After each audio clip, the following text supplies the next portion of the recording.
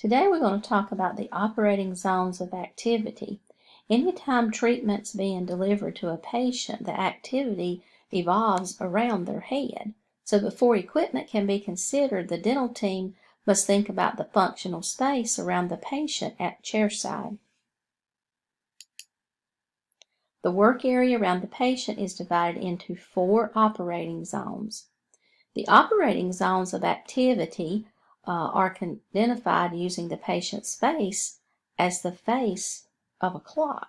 It's from 12 o'clock to 12 o'clock.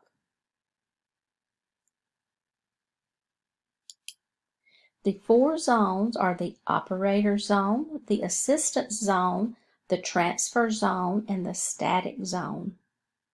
So the zones can be divided into left-handed or right-handed operators, and the numbers will change based on that. The image that you see here we are going to look at will be the right-handed operator. So in the right-handed operator, you will find that the operator zone extends from 7 o'clock to 12 o'clock. The assistant zone from 2 o'clock to 4 o'clock. The instrument transfer zone from 4 o'clock to 7 o'clock, and the static zone from 12 o'clock to 2 o'clock.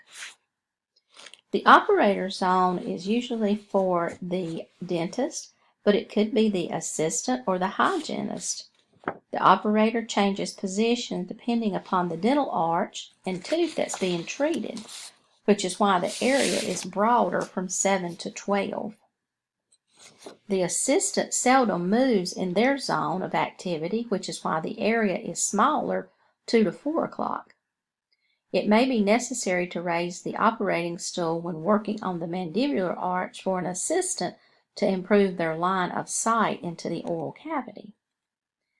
The transfer zone, 4 o'clock to 7 o'clock, is the area where instruments and dental materials are exchanged between the dental assistant and the dentist.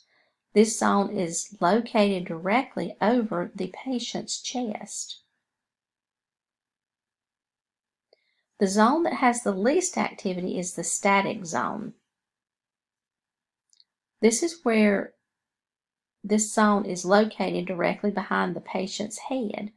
Items such as the curing light, some dental units such as in our number 2 operatory, the handpieces, and the air water syringe can be located in this area, the static zone.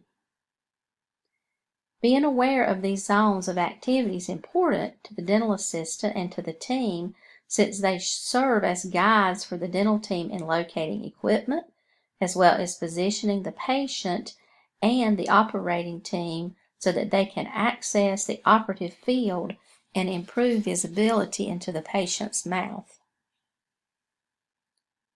The last slide we will look at will be a left-handed operator.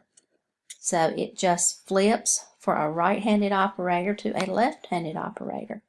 So the operator zone in a left-handed operator would be from 12 to 5, the transfer zone from 5 to 8, the assistant zone from 8 to 10, and the static zone from 10 to 12.